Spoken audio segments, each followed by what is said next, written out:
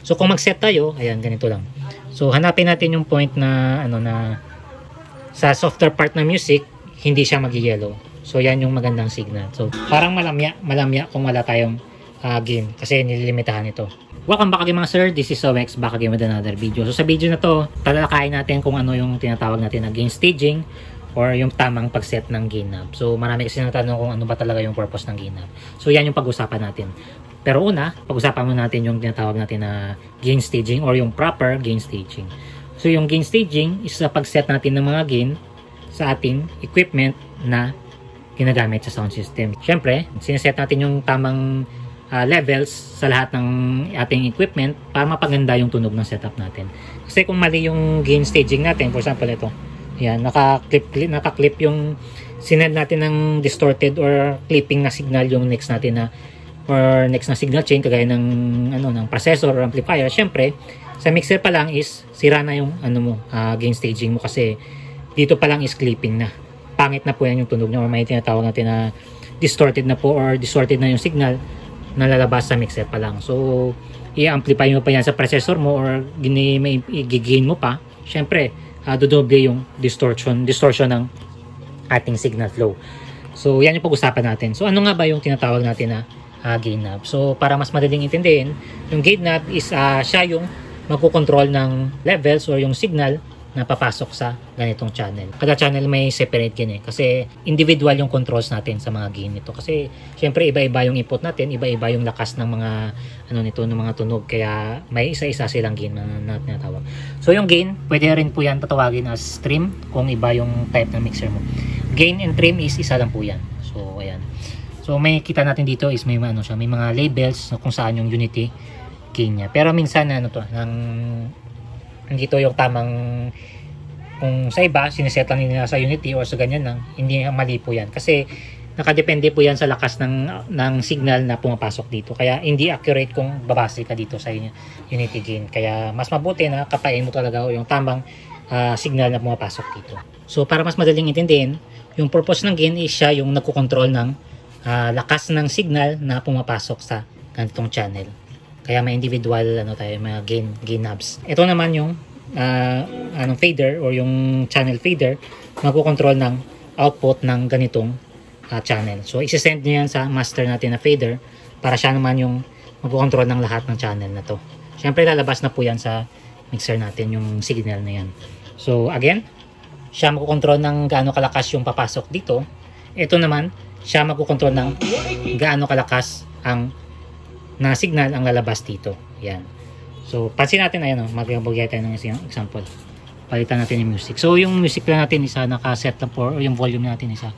Yan, 90, 91. And then, syempre, 90 rin dito. Huwag natin ilakasan yung para proper gain staging. Siguro, mas maganda nga, natin to, iset natin to sa 60 or 70. Mas maganda or malinis na. So, ngayon, gumagamit lang ako ng sound card kasi parang mas malinis kasi pag may sound card. And then, man-neutralize yung level natin dito. Kasi kung hindi ako gagamit ng sound card, magbe-base lang tayo sa mic preamp, parang overgain, madaling mag-clipping. Kaya pansin ko kung may sound card tayo, mas malinis or mas healthy yung signal na pumapasok dito. So pansin natin wala tayong ginalaw na naka-zero po yan or naka-minus. And then ito rin, hindi sarado pa yung natin, ang gain pero may signal na pumapasok. Normal lang po yan. So ibig sabihin yan yung pinaka-cleanest signal or signal without limitation. Kaya makapansin natin dito ng plus 10 dB lang siya. Ayan, kung for example ganito, may mga labels po yan tandaan natin. So kung nakasarado to, plus 10 dB lang yung pinapapasok nila dito. Kaya importante basahin natin yung mga labels na gaya niyan. So ayan, kung lagay natin dito sa 0, ayan.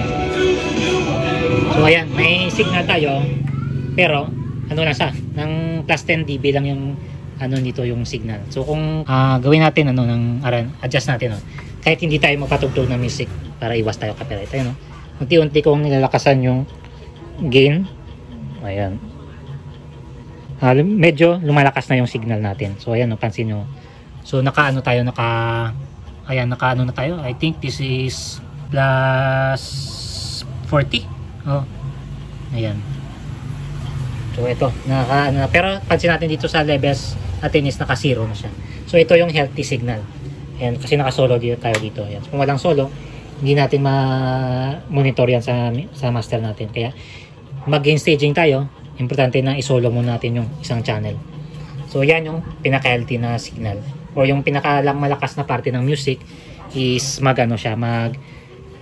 So mas healthy kung very soft yung music mo, ayan, kagaya nito, palitan natin. Yung mga mga smooth na music.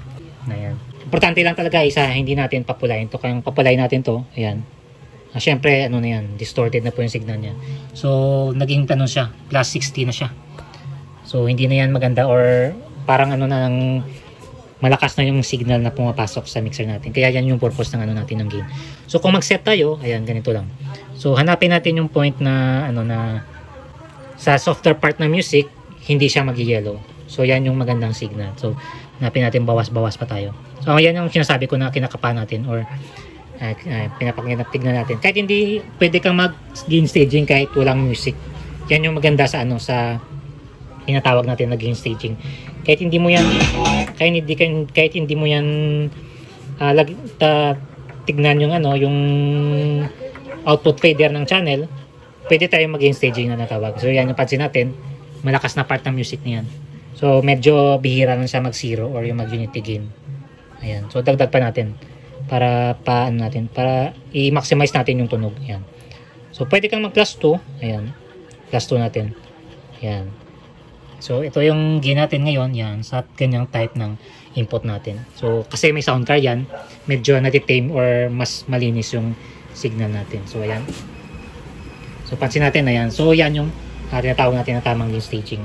So tagay natin. So medyo na siya, lumakas syempre. Parang inopen niya na yung or tinatanggal niya na yung limit na signal na pumapasok dito. So balik natin sa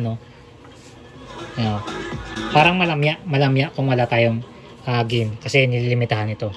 So ito mga sir yung bonus video natin sa example natin kung bakit iba-iba yung dapat yung gain levels natin. So ito, alam natin na nang naka-direct na lang ito sa natin sa mic preamp. Kaya hindi advisable na mag-direct sa mic preamp kung ganito yung gagamitin natin. Kung mag-audio tayo, kung mic lang dapat. Pero wala tayong choice minsan eh. So ayan, masyadong mainit yung signal natin kung gagamit tayo ng direct dito, walang sound card. Yan yung sinasabi ko kanina. Ayan, sarado pa yan yung natin, yung gain natin. Ayan. So pwede natin itong i-pad kung masyadong malakas. Ayan. Ayan. Kung wala namang pad, ayan, mas lalong naging clipping na yung signal natin. So ito yung purpose ng pad, tinatanggalan niya or ginagawa niya is minus 20 dB. Ayan. So hindi na sa nag-clip na yun. Pad disengage. Ayan, nag-clip na sa nagpipicking. Pad engage. Ayan. Nawala na yung clipping. So ano pa yan, partida. Sarado pa yung natin. Yung gain natin yan. So much more kung naka-open pa yan. So ayan. So kung kalahati lang yung gain natin, masyado nang malakas. Diyan na tayo magbawas sa ating main speaker or dito na tayo or main source ng music, dito na tayo magbabawas. Yan. So ibig sabihin masyadong ma-hot yung signal or masyadong malakas yung signal na pumapasok dito. So ito medyo okay na siya. So pwede natin itong kontrolin ng gain. Solo natin. Ayan, solo natin. So gawin natin or kontrolin natin hanggang na siya. Hanggang 0. Yan. So 0. So kanina, dito yung gain natin. Ayan. So ngayon, ito na. Kasi masyadong malakas yung input natin or yung signal na pumapasok dito. Yan ang purpose ng gain.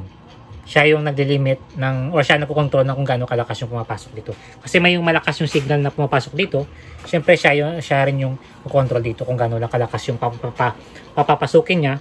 And then ito naman yung makontrol kung gaano kalakas yung lalabas niya. So pansin nyo, hindi na sa nag-epekto kahit takasan natin dito. Hindi pwede i-controlin yung input stage ng signal dito. Ayan. So hindi siya nag-epekto. So yan yung bonus video natin. Lang natin, mas maganda kung 0 kung hindi naman sila naghihingi ng level, set lang natin sa 0 or yung unity na gain. So alam, may mga meter na po yan yung mga mixer natin ngayon. Yan lang yung basihan natin. So natin sa master natin tignan, hindi dito kasi medyo kulang yung nito Ayan. So mas maganda kung sa master natin, isolo muna natin to. Kaya importante yung ganito. Kaya sa ibang mixer, gaya ng mga Yamaha, PFL po yung tawag dyan, or pre-fader listen. So ito naman isa solo. So yan, sa software party, sa hindi siya nag-zero, okay lang po yan. So depende sa iyo kung ano, yan yung talaga yung ano, nung signal natin. Yan, mas maganda kung sa zero. So pagkatapos niyan, syempre kung naset na natin yung ano, mixer natin, medyo malinis na yung output natin, hindi na siya nag pipicking, pwede natin i-set yung next na processor. Ganyan na rin yung procedure. Input gain, for example, crossover, ano lang natin, ng set natin yung gain na maging healthy yung signal. Green is healthy, yellow is low res, and then ng peak. Mas maganda kung sa peak mo is naka-yellow lang siya, wag lang sa ano, sa sa clip na tinatawag. Kaya importante talaga yung mga indicator yung ano natin mga equipments. So ayan, kung na-set mo na dyan, syempre punta tayo sa dito ka na mag-a-adjust ng ating volume sa speaker natin or sa amplifier natin. So dahan-dahan na lang natin. So unahin natin yung, I think mas maganda kung unahin natin yung master. So set natin siya sa ganito, sa half lang, and then dito.